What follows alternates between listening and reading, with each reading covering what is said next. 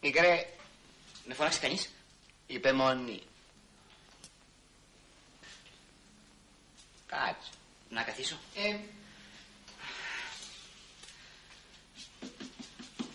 Merci.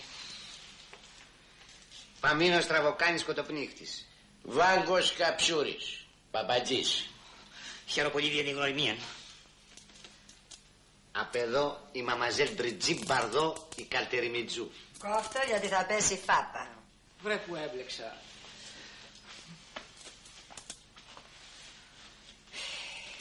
Συγγνώμη. Με το συμπάθειο. Παρακαλώ. Η μαμαζέλ. Μαμαζέλ. Με συγχωρείτε.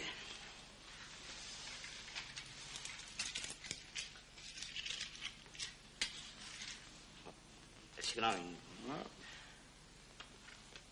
Τρίτος δεν κάνει. Σας ευχαριστώ. Εσείς για όλα φροντίζετε. Άκουσε το λοιπόν κύριε Κοκό. Δεν με λένε Κοκό. Καλά, δεν έχει σημασία. Έχει και παράχει και άλλη φορά να μου ξαναπείτε Κοκό. Εντάξει, ούτε με τον Μπαρδόν. Λέω δηλαδή μια και και γνωριστήκαμε και μας κονόμεις και τσιγαράκι. Κάτι πρέπει να σου προσφέρω για τα λόγω μου.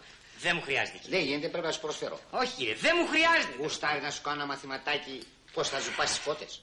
Μα τι είναι αυτά που λέτε κύριε, τρελαθήκατε? Γιατί? Ακούω να σου πάω τις κότες. Γιατί άνθρωπος δεν ξέρεις κανένα βόλα πώς έρχονται τα πράγματα, να ξέρεις. Μα δεν θέλω κύριε. Ας το ρε Πανίνο, ο άνθρωπος μπορεί να μην γουστάρει να μάθει για τις κότες. Ευχαριστώ κύριε μου. Να και ένας άνθρωπος με λογική εδώ μέσα. Γουστάρεις να σου κάνω ένα μαθηματάκι να μάθεις να ρίχνεις τον παπά. Βρε που έμπλεξα.